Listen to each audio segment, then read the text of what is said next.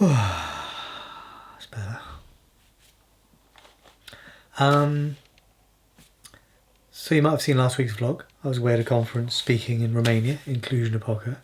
Week before that I was talking about my history with, you know, learning to give talks, speak in public.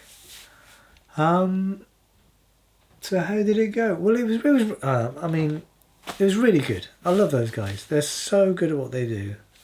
They're so nice. We get on so well. And I love spending time with them. I love doing all the things that we do. Don't change what we did. Let's do that again. Definitely. It's just like, you know, when you're out in the sun all day and you get a bit too much sun and you kind of need to sit in the shade for a bit. That's what this is. So most medical students, not all, because they're all very different, but a lot of medical students get into medicine because, well, you feel the need to spend time working with people all day and that drives you and really, really enjoy it and what have you. And I'm the opposite. I actually talked about this in my talk. This is why I like VR spaces, because there's nobody else here. I'm in my own world. Yeah, I like I like talking to people. I get a lot from it. It's just more tiring for me than it is for some other people, I think. So also, out of the 4 nights, 2 nights I was travelling in the middle of the night. One of the nights was the party, so I had 1 good night's sleep while I was there. And of course it's work, so I've been working for 2 weeks solidly. And this weekend I've got a wedding. So I do better at conferences than I do at weddings, because at conferences we're all interested in the same things. We've got loads to talk about, right? Whereas at weddings, I don't know. Anyway.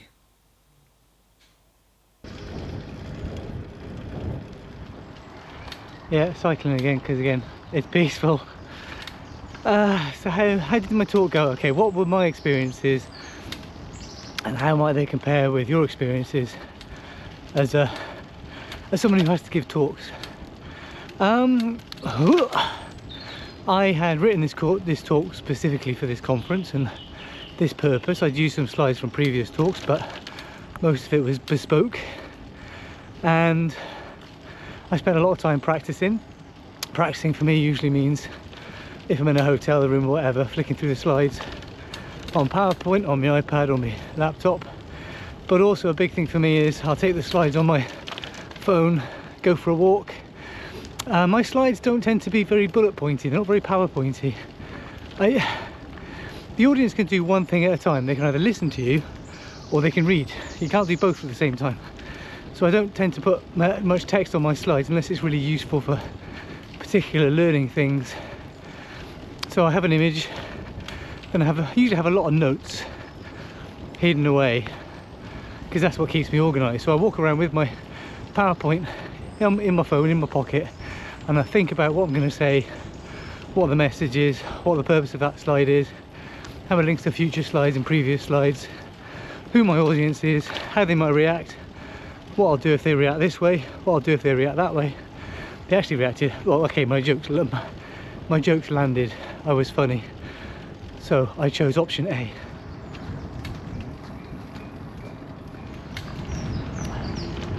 And if you give a 45-minute talk, it is a lot harder than giving a 10-minute talk. And there's a lot to remember, and I'm sure I didn't remember it all, but that's fine, because I remembered most of it, I think. The talking is such a cognitively busy thing to do that it's so cognitively demanding that you don't remember exactly what happened.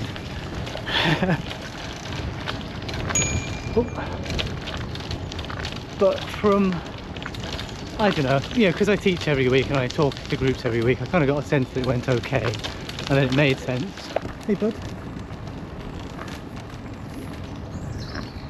Right there, bud. So there's a lot of trust going on. It's just like in an exam, there's a lot of trust. in yourself, and you know, confidence.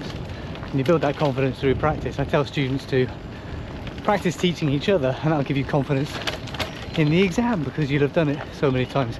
Anyway, so just like an exam, you have to practice a lot, and the more you practice, the more you rehearse, the more comfortable you feel, and the more likely you will get it right. So that's what I did, and that's what I think happened.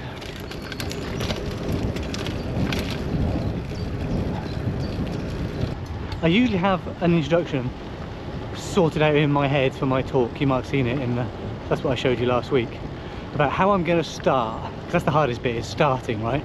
Particularly if you're nervous. And then after that, I give myself an opportunity to pause and see how the audience is responding. Give myself time to think. Don't feel like I have to bam, bam, bam, bam, bam, get through it, but have time to breathe in and out and think and remember and say the thing, wait for it to settle with the audience, then to understand what I'm saying, then move on to the next thing. That would be my top tip. Think about it, when you're in the audience, do you mind a pause? No, it lets you catch up. I've also used a pause. Yeah, as a teacher, I know that students are going to doze off every now and then. If I leave a big pause, students wake up from their daydream. What? Sorry, what's happening? What's happening? Silence can be a useful and powerful tool. Okay, you got that tip for free. So what about my nerves? How nervous was I? I paid a bit more attention to this because we talked about this in a video a couple of weeks ago. So, during the conference, not nervous at all. Rehearsing my talk, not nervous at all. Often, I remember I used to get nervous when the speaker before me was up, and then you get nervous because you think, oh, I'm next, all the things I've got to remember. Not nervous. And then during the talk, the sympathetic nervous system gets a little bit activated. Yes, there's a bit of adrenaline, and it's mostly because it's one of those tasks where I really want to get it right. I really want to concentrate. I really want to focus. I really want to remember everything. So I guess there's a bit of worry, but I think it's that energy, isn't it? You need that energy to do that difficult, strenuous thing. But I enjoyed myself. And then after the talk, so a lot of speakers after a talk will go, oh, I'm glad that's over. I don't get that feeling. I finished the talk and think, for this particular talk, I finished it and thought, that went, the audience reacted to that better than I expected, because it's an international audience and language barriers and humour differences and that sort of thing. And I enjoyed doing it. And yeah, I don't know. When you're nervous about giving a talk, you get a bigger sense of achievement afterwards. I'm not nervous about giving a talk, so I don't get a big sense of achievement. When I'm rock climbing, if it's a really difficult route and it's going to be really strenuous and hard, and I got to remember how to do all the things, then I get a sense of achievement when I complete it, because I don't know if I can do it or not. That's the comparable. Interesting thing, so I was only there for 3 days, Friday, Saturday, Sunday, so very long days, and I'd met the volunteers, or rather I'd met the organisers last year, or many of them, and some of them were new, and we spent a lot of time together, which was nice.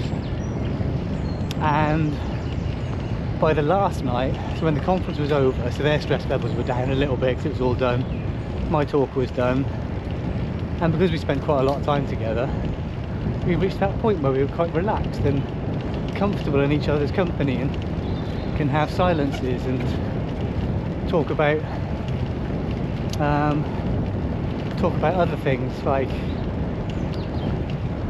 yeah, how we feel and normal day-to-day stuff. It was really nice.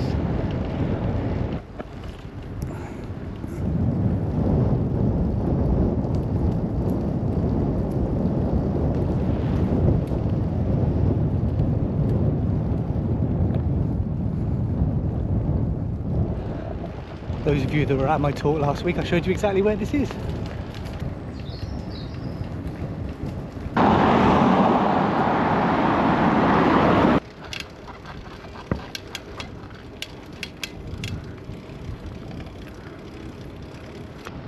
Right, I'm going to try and have a quiet day at my computer, doing work. I think I've only got one meeting, drinking coffee. Shh, quiet. Right, I'll catch you later.